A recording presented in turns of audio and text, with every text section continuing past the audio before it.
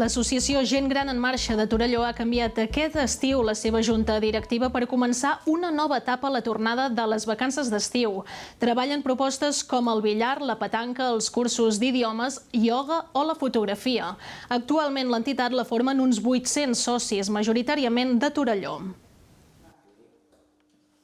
Són 3 dels 7 nous membres de la junta directiva de l'associació Gent Gran en Marxa de Torelló i han aprofitat l'estiu per fer el relleu de la nova junta.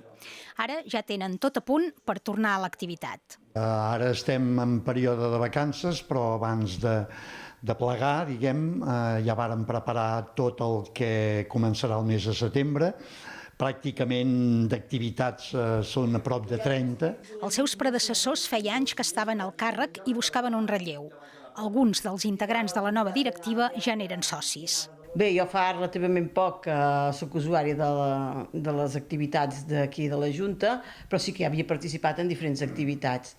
I llavors una mica jo penso que cada cop més l'àmbit de gent gran, que podríem dir que és de 60 en amunt, cada cop serem més gent. La nova Junta té clar que la dinàmica de l'associació és bona i que les propostes estan plenament consolidades.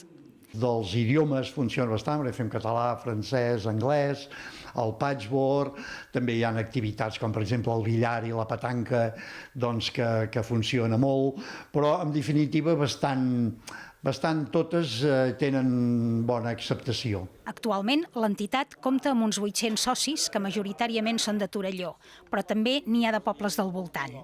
Tot amb la finalitat de ser un espai d'interacció.